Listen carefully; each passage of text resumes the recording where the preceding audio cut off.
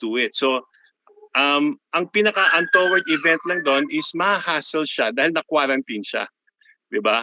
But only up to a time na, syempre, pag false positive siya, i-PCR siya right away eh. Only until the results come out. And when that result comes out... One day lang yung quarantine niya. Yeah, when that result comes out, one day untoward event, 2, 3, that maximum na yun eh, habang hinihintay yung result. So hindi ganun kalaki yung untoward event for a false positive. Unless the DOH nga can explain to us further what else are the effects. Ang false negative is the more concern. Kasi sinasabi niya, nag-negative, pinapasok mo, free siya to move around, di ba? Yung pala, carrier siya, nakakahawa siya, positive pala siya. So ang tanong ko dyan, kung hindi ka nagte-testing, di ganun din naman ang situation, di ba? Nothing lost. Nothing lost, everything to gain, nothing lost. Kasi kung hindi ka nag-testing, ganun din. Kasi kung wala yung antigen, USEC, EPI, and DOH, the way we see it is that we're left with either PCR, super strict, kailangan mag-test ka 3 days before, 2 days before, hindi ka talaga pwede mag-spontaneous travel, or super luwag dahil hindi ka na magre-require ng RT-PCR, wala ka rin antigen. So anybody can come in, wala ka na talagang any screening at all. So napakahirap except siguro kung magta-triaging ka. So it's either very loose or very tight. And yun yung predicament ng LGUs. That's why an antigen provides a very effective use kasi immediate po yung result USEC EPI. As you know, we already explained this to you. Baka lang DOH can further explain to us ano pa yung untoward events. Kasi sa amin, hindi po namin makita yun. So, DOH? Sino sasagot sa DOH? Just to make mention, and this was the point of reference in our previous engagement or discussions with the governors. Kasi kasama sa protocols natin sa travel is, again, port of origin and port of entry. Merong exposure and clinical assessment. So kasama niyan lahat, no? So that's the minimum standard upon entry. It's just some governor says, aside from this clinical assessment and the exposure screening, gusto pa namin ng isa pa, ng antigen. Yun lang yung sinasabi ng mga governors. Of course, not everybody. Again, it is an added layer lang in some of the LGUs. Pero yung ating screening, assessment, clinical and exposure screening, standard yan sa port of entry. So ang tanong lang kung aside from that, gusto pa nila mag-antigen, which at least 3 LGUs are doing. The other one is we are also okay, that's standard, that's part of the whole process. If the LG would like to really require RT-PCR testing prior to travel. So that's an option for the governors and the LGU. Ang drawback lang dyan, it's expensive, and for purposes of tourism and other travel, it's discouraging, no? However, because we have a problem or a surge in NCR plus, to my opinion, Govs, no, habang may surge pa, I think having a PCR testing coming from this NCR bubble would be in order. No? Yun ang nakikita ko if we are really to require that. Medyo unusual pa yung situation. Yeah, go, Steve. Yeah, I'd just like to add, USEC, kami sa Sarangani, we are requiring RT-PCR 72 hours before. Now, why we want to use the antigen is because after a negative RT-PCR 72 hours prior to the flight, we are trying to cover up the slot where that traveler could be infected while in travel. So that's why we said, maski kung dumating sa Sarangani or sa airport sa Jensan, may negative PCR siya, sige, pasok ka muna. Pero after 3 to 5 days, we will antigen test you because that is the right time for our antigen test to capture a virus, whether the traveler was infected in the airport, while waiting, or on the plane, or so on and so forth. So, para sa amin, from the airport, pasok ka, RT-PCR negative, okay, just give us your address. In 3 to 5 days, we will do a surveillance run. We will test you, antigen test, 3 to 5 to make sure that you're safe and you're not a detriment to the community that you're in. Thank you, sir. Thank you. Anybody else?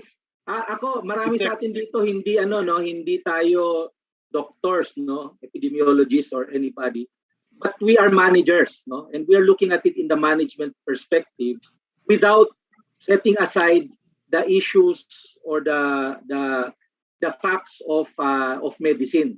When we did the protocol for the standard travel, the minimum basis for that is still the opinion coming from our resident epidemiologists and our health officials. When I did some suggestion dito sa meron kasi tayo tinatawag na management by exception and I did make that proposal when nagkakaroon ng surge sa NCR. Sabi ko, kung mag-vaccinate ka sa buong Pilipinas, sabay-sabay, lahat may mga sunog sa ibang area, maaaring pinaliliit mo yung sunog sa ibang area, pero yung main na sunog na nasa NCR, hindi mo napapaliit. So most probably, and this is what government is doing right now, that's why many of the aggressive vaccination right now is in the NCR bubble because nandito yung malaking sunog. Mamaya, nandito na yung vaccination. Hopefully, magkaroon ng advanced herd immunity dito sa pinaka-epicenter ng problema. We call that management by exception. The focus should be kung nasaan yung pinakamabigat na problema. Again, looking at it in a management perspective without setting aside the facts of the medical facts. DOH, kung meron gusto mag-respond? Dr. Carlos po, pwede. Go ahead. Doc Celia, please. Just some additional comments on the rapid antigen test. Based on the studies po done in many countries, the usual problem with the rapid antigen test is its high false negative results rather than the false positive. Yung false positive po, almost negligible. So it's the false negative, high false negative results, which is the usual finding as a defect of this test. And we all know the consequence, the dire consequence of reporting an infected person with a false negative result, so that we give the infected person a chance to infect others as well. Yun lang po, kinokorek ko lang po yun. Okay, tama po yun. So, meeting the minimum standards na meron kang clinical and exposure screening at the border, dun sa mga gustong mag-antigen test, no? So, ang problem natin dyan is the false negative. We can have an extra protocol, Gov, no? Yung binanggit kanina ni Gov Presby, lahat ng mga false negative, automatic home quarantine after antigen testing. So, Doc, sa DOH or anybody from DOH, pwede ba yan? It's an extra layer. So, na-meet natin yung minimum standards ng standard protocol for travel, which is clinical and exposure assessment. Tapos, dun lang sa LGU, for those LGUs who really want to have comfort in people entering their LGUs, pwede ba sila mag-added layer of antigen testing, say in the case of Sarangani, Ilocos Norte, and Baguio City? Then we make the standard protocol na pag positive sa antigen, again, confirmatory RT-PCR and 24-hour quarantine, no? And then release. Then dun sa mga nag-false negative, pwede natin ipa-quarantine. But of course, pag ginawa ho natin yan, talagang it will be under a new normal, hindi na to encouraging for tourism purposes. Banggit na ni GovDax kanina nga it's still better for having another added layer than dun lang tayo sa nakaluwag sa clinical assessment. Yeah, GovDax, please. Yeah, before you solicit the answer, I just want to add na, again, I would like to make the stark difference between land and air and sea travel. Kasi iilan lang ang airports at seaports. Pero province of Quirino, which is already very small, already has 10 borders. We already don't have enough healthcare workers to man the hospitals, do the vaccination. Magtatalaga pa tayo ng healthcare workers for triaging sa land borders. Napakarami. Imagine a province like Batangas, Cavite, Laguna na napakaraming borders niya. How do they now manage a clinical testing for all their land borders? It is practically impossible. So that's why there's really a big difference between land and air and sea travel. Okay, thank you. Asek Nestor, do you have any Happy. Doon lang po, mag-comment lang ako dun sa yung... Sige, Gov Nestor, go ahead po. Comment lang daw po. ASEC Nestor, please. Yes sir, pasensya na, medyo may problema yung signal. Sige po. Doon lang sir sa yung sa antigen testing na mas accurate kasi siya or mas sensitive siya doon sa mga symptomatic. And nakukuha natin yan 5 days upon the onset of symptoms.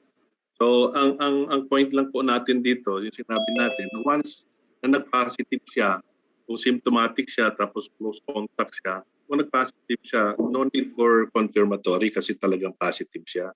Ang problema lang natin yung kung symptomatic siya or close contact siya na nag-negative siya. So yun dapat na kung talagang malayo sa RT-PCR or walang access, you repeat the antigen test after 48 hours.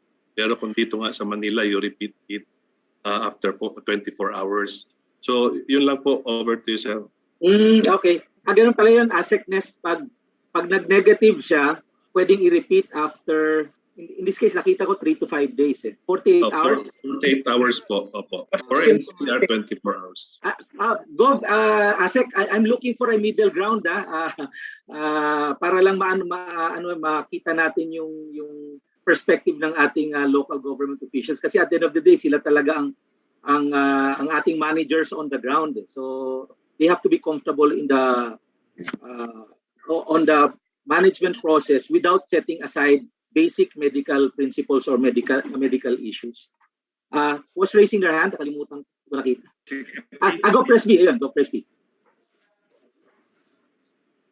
Go Press B, go ahead. Yeah, with regard, we have to distinguish, with regard to the travelers or tourists, okay na tayo dyan eh. We will just require them to undergo an RT-PCR test as a pre-travel requirement, no? And tama si Gov Steve, kung gusto niya pandagdagan, gamitin yung antigen test sa arrival just to cover yung period from the date of the issuance of the certificate up to the arrival. So okay na yon. Sa travelers, sa tourists, okay kami, no? Ang problema namin, yung local tourists, yung mga residents na umalis, babalik sa amin, yung mga non-appors, iyon ang malaking problema namin eh. How do we deal with that, no? Ngayon, ang sinasabi, pag symptomatic, may symptoms yan eh. We have a right to quarantine them, put them under quarantine right away eh. Bakit pa namin sila i-antigen? Ika-quarantine na namin kasi may symptoms ka eh, di ba? Ngayon, ang problema, how about the asymptomatics? How do you determine? How do you deal with them? Di ba? Pababayaan mo, dilalo. Yan nga ang nangyayari ngayon eh. People coming from the NCR Plus and other provinces under MECQ, sila ngayon yung nag-i-spread.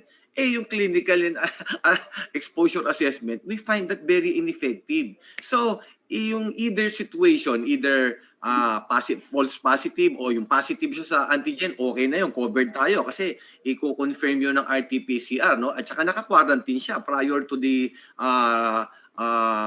result, no? Prior to the result. Pero yung negative naman, covered din natin yun eh, di ba? Kahit false negative yan, o sige, mag-isolate ka, home quarantine, pero isolated ka rin. And strictly comply with the minimum health standards. So controlled pa rin namin eh, either way eh. Pero if they will not allow us to use the antigen, wala na kaming pagbabasihan. That is really one of the reasons why nagkakaroon kami ng mataas na infection na rin. We are affected by people coming from the NCR Plus. Yung tourists, okay yan, covered na yan kasi we are comfortable with requiring them to undergo RT-PCR prior to arrival. And as an additional protection, tama si Governor Steve, is subject pa sa antigen test, di ba? Pero yung how about the others, yung asymptomatics, yung non-appors, yung mga returning residents na pumunta lang sa NCR pagbalik, how do we know kung infected o hindi? And ang laki na ng transmission. Pati kami maaapektuhan if you won't allow us to use the antigen. You have to trust the LGUs eh. 1 year na kami nakikipagbuno dito. We know what to do. Tama si Govdax eh. Oo nga. Ano yung gagamitin pa namin? Mabuti nga ito, may nagagamit pa tayong tool to determine kung may infection o hindi. So, we feel that we are comfortable with this eh, and we are prepared to handle any situation arising from the use of the antigen. So, allow us to make use of it. Basta marami kami sigurong experience dyan eh. Yun lang, USEC. Thank you. Thank you. Gov Matt Manoto, please. Go back. USEC, sorry, if I may reply lang to our DOH secretary. In terms of only the antigen only being effective in those who have shown symptoms for 4 or 5 days, if I'm not mistaken, was what I heard. But the I'd have to ask for the science on that, because in fact the only peer-reviewed study that I found on the effectivity of antigen, I think it was the Lancet, said that in fact you still get 57% of the asymptomatics. So and we can testify to this. We've caught hundreds of carriers at our borders by using antigen, and they're asymptomatic. I think the symptomatic people, we don't even have to discuss, right? Because alam na natin what to do with them, right? But the asymptomatics, it's still effective to a certain degree. We understand it's limited. We understand it's not the PCR. But what's the alternative to PCR, everyone? Let's consider naman the economic situation of our countrymen and women. They simply can't afford to do so. Currently, I'm sure all of our governors are experiencing requests to subsidize or to fully fund the antigen testing of many, many employees, including national government agencies. We're going to require all of them to PCR just to enter our borders. It's simply not feasible. The alternative is unrealistic. We cannot use PCR in every circumstance. It's slow and it's expensive and it hasn't been rolled out enough. Thank you, Gov Matt. Anybody else? We are about to end our discussions, and most probably what will happen, Gov Presby, Gov Dax, we will again meet with the other government, national government agencies to have a final say. But in this time around, I've already made a summary of your points of view, and I will make sure that this will be delivered to the decision makers, no? Especially in the small committee that we will reconvene, no, for purposes of discussion. Again, what I'm doing right now as DILG is really to look at that middle ground between the science or the position from the Department of Health and that of the managers on the ground, who are our governors. Again, with the foundation that it should not veer away from the science, which is the discussions on the antigen test. Gov Dax, you were raising your hand. Yeah, kasi hindi natin napakinggan yung DOT eh. Pero I leave that to you. You're the convener of the meeting. USEC Edwin, like to make your comments. Yeah, ako naman, kasi sabi mo nga, we want to facilitate travel. Pero ang importante rin lang kasi sa amin, as noted nga ni Sec Perna, we have to follow, of course, the DOH. Yun lang nakita namin na discrepancy. Kaya we're always, di ba, yung sinabi ko sa USEC EPI, yung DILG came out kasi with the circular. And of course, it's being pointed to us by some LGUs na they want to use antigen. Pero ang pagkakatanda rin kasi namin, yung sa IATF nga, nagsabi talaga na ganun yung protocol. And that's why we raised the issue with the DOH. So we just want clarity talaga. Kami naman, susunod kami ang DOT kung ano yung patakaran ng DOH na yung talagang IATF mismo, yan naman on our part kasi for us, kung papayagan ang antigen, and we've also been okay rin naman sa amin yung antigen, but of course we want nga, kasi kaya DOH, we're always asking DOH because we want it to be supported from science. Kasi we don't want that later on, at the end of the day, tourism ang ipag-blame later on ng spread ng coronavirus. So, thank you. There are two things that I saw in the discussions. One is the difference between the non-uppers of a specific LGU and those who are residents returning. That's number one. Number two is which is the major concern of the DOH, is this potential false negatives. That's why maganda yung suggestions kanina, kung nag-negative siya sa antigen, who may be potential spreader if false negative na siya, is really to have them quarantined, especially kung residents. Now, ang issue na lang dito is yung mga tourists or non-residents going to an LGU, kahit merong 3-day RT-PCR prior to travel, again, yung in-between ang importante. And we've experienced this in the past during the return, the travel of our OFWs to the provinces. Lahat sila naka-RT-PCR prior to travel, no?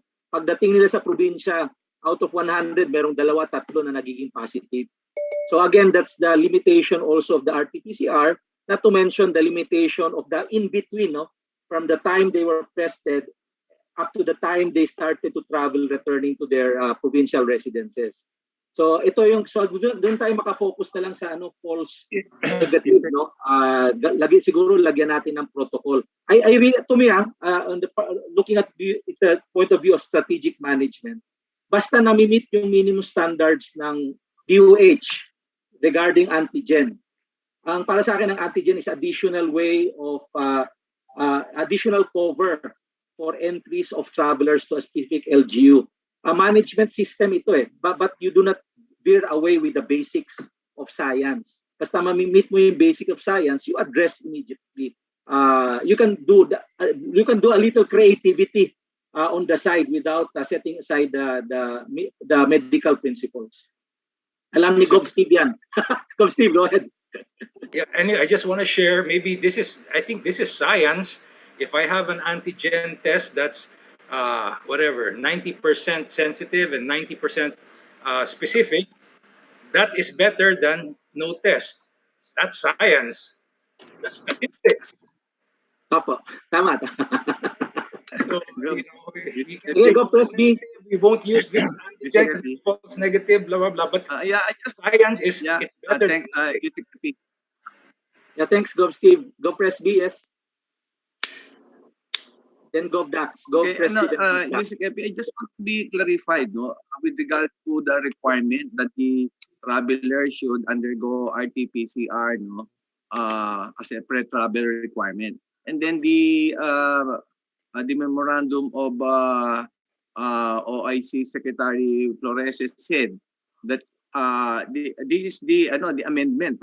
It appears to be an amendment of the resolution of 101 on the prerequisite of RT-PCR test for tourists, no? Or if the antigen test is used, then it is required that the result of the RT-PCR be known within 24 hours. Otherwise, the tourist or traveler will be released. What do you exactly mean by that? Will DILG now allow an LGU to make use of either the RT-PCR or antigen test for the tourist as a pre-travel requirement? Is that what he means? Or does it mean that the LGU is now allowed to make use of the antigen test at the point of entry? And ano ba specifically yung amendment na yun? No? I don't know if that's really an amendment, but yung memo ni USEC Flores really states if the antigen test is used. Kaya I just want to be clarified. Yeah, it's not an amendment. The RT-PCR prior to travel is still a given at the option of the local government. Yung based yan sa napag-usapan natin after the IATF approval, it's the antigen testing upon arrival. Because we cannot do RT-PCR upon arrival. But we agreed to a certain protocol para na hindi maka-quarantine ng matagal yung traveler. So pag nag-positive siya sa antigen, automatic confirmatory RT-PCR, and the traveler will be quarantined for 24 hours until the results come out. Ngayon, kung hindi lumabas within 24 hours, i-release na yung traveler, pero babantayan siya strictly ng birth, specifically sa home quarantine or practice of minimum public health standards. So ang purpose natin doon para hindi maipit yung traveler, especially kung turista. Mahirap ang turista, pupunta ka doon for 3 days tapos maka-quarantine ka matagal. So ang naging protocol natin is the traveler positive of antigen must be quarantined for 24 hours pending release of the RT-PCR test. So it's really yun ang that was the agreement we had during that meeting.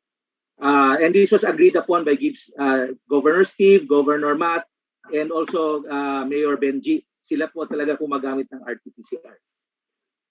So it's not amendment. It's not an amendment. So it's clear now that the LGUs, based on the order of OIC Secretary Flores, is that they have now the authority to make use of the antigen test upon arrival. So that is the import of that. Tama ba yon? Tama, hindi po. So with that basis kasi natin, 035, our basis was always DOH. That's why when this was raised, giving local governments the use of antigen testing, this was raised as an issue for travelers. Because the position of the DOH for purposes of border screening, hindi dapat gumagamit ng antigen. Dapat dun tayo sa clinical and exposure assessment at the border.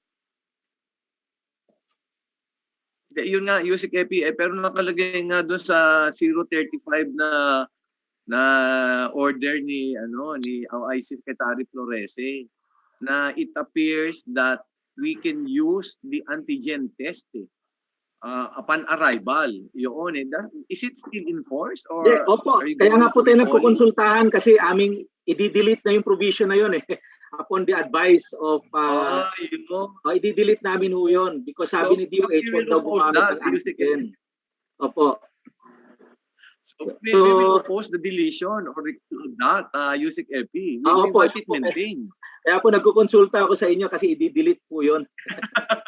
So, we will oppose that. We will oppose the recall of that directive by OIC Secretary Flores. We want to maintain that. That's the reason why we want to maintain the antigen test at the border, point of entry or port of entry. Yun lang. Oo, sana hindi na i-delete yun. Be comfortable with that. It's good, Go Presbys, if you can give us your position paper, magmi-meeting uli kami ng small group ng DOTR, DOT, DOH, and ours. And verbally, I will mention the position. And again, nakita ko na yung the point of issue right now is itong false negative. So kung nag-false negative ka after this additional antigen, anong gagawin ngayon natin? Yung protocols doon. Yeah, go back. Yun ang pinuprovide namin, USEC. That is what we have proposed. Yeah. Sige, USEC, I will put that in writing. Actually, I am in the process of preparing that letter. Malapit na ma-finalize. I will submit it within the day. Salamat po, Go Presby. Yes, Go Dax. Yes, USEC EPI, thank you. Yun ang try ko sanang intindihin yung sinasabi niyong false negatives. Kasi sa aking pananaw, as a layman, I don't know how to detect false negatives. Sa akin, ang false negative is everybody who tested negative. And if everybody who tested negative is subjected to quarantine, we go back to the olden days na everybody is quarantined. So, if that's going to be the direction, baka, kasi I don't see any scientific way to detect false negatives. Everybody negative can be a potential false negative unless you do 2 tests. Yung unang test na nga, ayaw na ng IATF, yung pa kayong 2 test, lalo naman na naging issue pa. Siguro ang pakiusap lang talaga, USEC EPI, is wag niyong ipagbawal. I think yun lang Okay na yung ginawa niyo ngayon na may option yung LGU, wag niyo lang ipagbawal. I don't see any untoward event. Honestly, yung sinabi ni USEC Rosette needs to be confirmed. That's why I was asking DOH, but I didn't get any point blank response. And what is the untoward event? Kasi kung false positive, which is very small, sabi ni Dr. Carlos, the negligible. Yung false negative naman, there's no way to detect. But between somewhat faulty screening by antigen and no screening at all, that's even better. Kasi nga, yung PCR screening is number 1, too expensive. Number 2, impossible to implement for land travel. Impossible talaga. So you're basically saying if you impose only those 2 options, that for land travel, we only have the option of strictly no entry or because PCR muna bago ka pumasok. Or yung other option is no PCR requirement, therefore free-flowing naman lahat ng mga tao. That's why nga yung option na either or lang, black or white lang, is really the difficult portion of this decision. If you will probably look deeper into the concerns of Ilocos Sur and Ilocos Norte, most of the concerns they're talking about are probably land-based travelers. Because it's easier to manage the airport. Madali yung airport madali yung seaport konti lang yun at saka scheduled lahat ng arrivals. Point to point yun. Pero yung land, 24 hours yan. 2 a.m. may darating. Alangan naman may doktor at nurse ka pa doon, naghihintay. Imposible talaga yon, USEC. So wag nyo na lang po please, wag nyo na lang pong i-prohibit. Yun na lang siguro ang pakiusap, USEC. Sige po, we will mention that again, not to take away to the local governments that option. And again, basta na-meet yung minimum health protocols ng DOH. Sige po, GovDax, we take note of that. Thank you, USEC. Sige po, anybody else would like to make comment before we adjourn the meeting? If I may po ask Nestor po. Yeah, ASEC Nestor, please. Sir, una po doon sa yung sa border control, nasabi naman po natin yan na pagkagaling ka sa high prevalence na area, tapos papunta sa'yo na low prevalence ka, you can use the antigen. Iyo ba sinabi naman natin yan? Kasama naman yan doon sa pagka from high prevalence to low prevalence or high prevalence to high prevalence, you can do the antigen test. Ang pangalawa po, yung sa false negative kasi, ang sinasabi natin kanina, very sensitive itong antigen test doon sa mga symptomatics or close contact or galing doon sa high prevalence. So pagka nag-negative siya na may nandoon sa tatlong conditions na yun yung dapat mong i-confirm sa RT-PCR. Halimbawa, close contact ka, wala kang symptom. Tapos kung symptomatic ka naman, then galing ka naman sa high prevalence, you do the antigen test, then it turned out to be negative. So kailangan i-confirm mo yon. Pero hindi kasi lahat napapasok na nag-negative, sensitive yung test natin. Ang sinasabi lang natin po, sensitive yung antigen test pagka doon sa symptomatic close contact and galing ka sa high prevalence. So yun po. Ang sinasabi po yata ni USEC Rosette kanina, yung untoward effect doon sa papasok na false negative na hindi siya na-confirm. Kaya kumbaga, nandun siya, nakalusot siya kasi false, nag-negative siya, pero pala, positive pala siya. So parang nagkakalat siya doon pagpasok niya. Ang sinasabi lang po natin dito na sensitive siya, yung antigen test is sensitive doon sa sinasabi nating conditions kanina na symptomatic, close contact, or galing ka sa prevalence, high prevalence. But anyway, maybe Dr. Celia can add to that doon sa concern po ni Governor Dax doon sa mga false negative. ASEC, I think na napaliwanag na yan kanina. Sa protocols natin, pag pumasok ka sa isang LGU at symptomatic ka, hindi ka na itetest, automatic quarantine ka. So, 14 days quarantine. Opo, sir, meron din kasi akong concern kaya natin nagkakaroon ng confirmatory test doon sa symptomatic din. Kasi nga, nagpe-present naman kasi ng ibang diseases, hindi lang COVID. Yung kung may symptom ka, halimbawa, may allergic rhinitis ka, may ubo ka, may ganong mga symptoms na lagnat. Pero baka hindi naman siya COVID. Kaya po yung sinasabi natin na hindi sa automatic na pag symptomatic sasabihin natin positive siya. Pero kasama yan sa protocol natin We give even before pa nangyari ito, last year pa, lahat ng symptomatic automatic na quarantine. Tapos dun sa mga LGU na may kapasidad na mag-RT-PCR, pinapa-RT-PCR nila. So in other words, huwag kang babiyahe, at ito sinasabi natin since the beginning of the year, huwag kang babiyahe kung mayroon kang symptoms. Otherwise, pwede kang i-quarantine ng LGU. Sinabi na natin yan. This is a standard protocol. No? Number 2, malinaw na talaga. Kung mayroong 100 na darating sa isang LGU, mayroong in-antigen mo lahat. Mayroong 2 nag-positive sa antigen, automatic may confirmatory ka. No? And 24 hours quarantine. Doon sa 98, yan ang kailangan natin gawa ng protocol, acceptable protocol. Kasi yung 98, based on our existing protocol, pwede mo nang pakawalan. Pero dahil nga maraming itong 98 are all potential false negatives.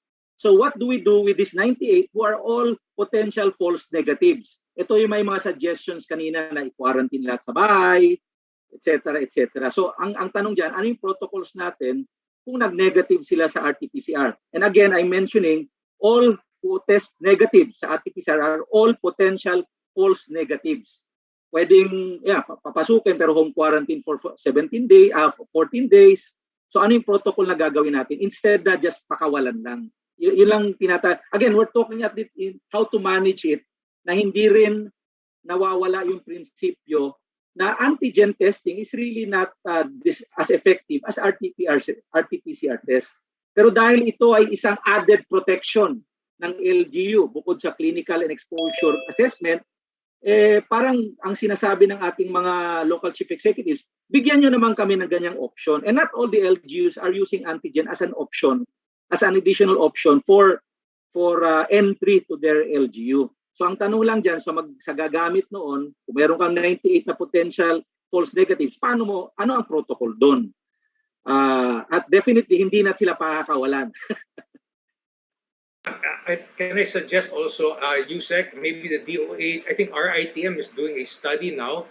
There's an antigen test called SOFIA, which I'm sure you all heard about, and it's used by the US, and I think the US FDA has already come out with a statement that it can test for asymptomatic. So hopefully the DOH and RITM can really research that on that issue, please. Yeah, and in the meantime, Gov, dun sa LGUs who are using antigen, I would also suggest that the brands should be the ones endorsed by RITM, yung tatlo kanina, kasi yun din lang basihan kung bakit sila may pinakamataas na sensitivity, and that's the basis for the acquisition of antigen test kits for NCR, for NCR bubble.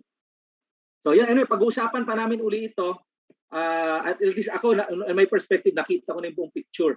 Yung concerns ng DOH on antigen testing, which is really the management of the false negatives.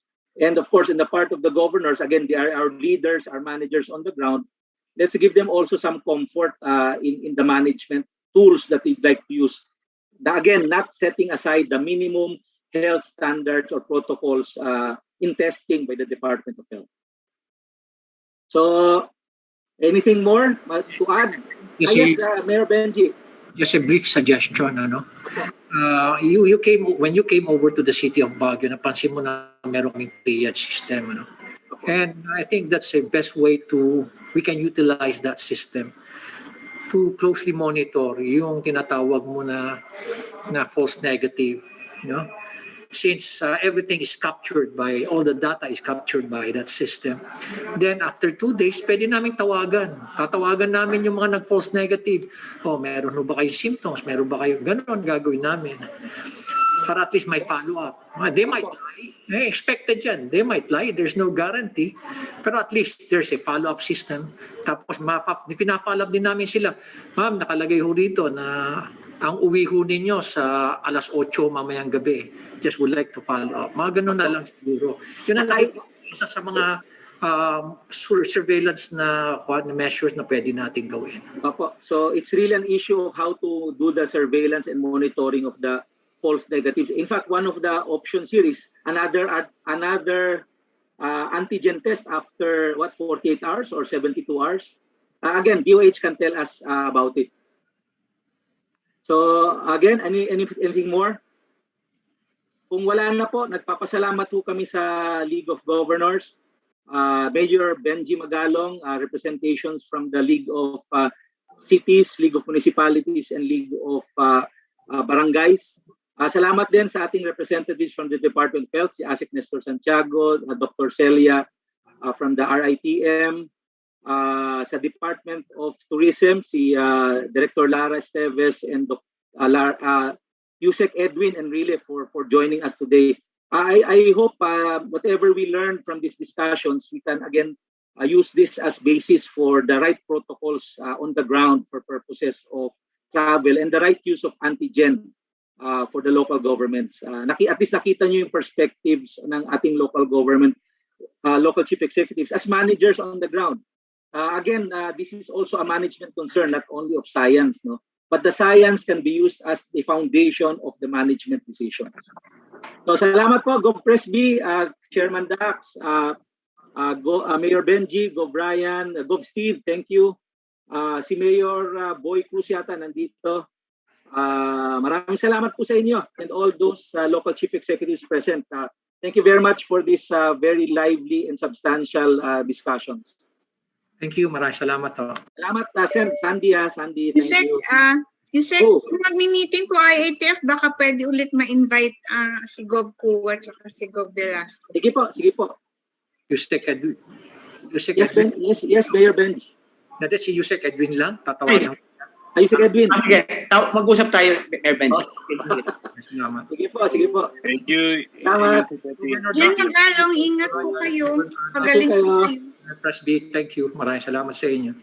Salamat po. And Sandy, thank you. Opo, Mayor.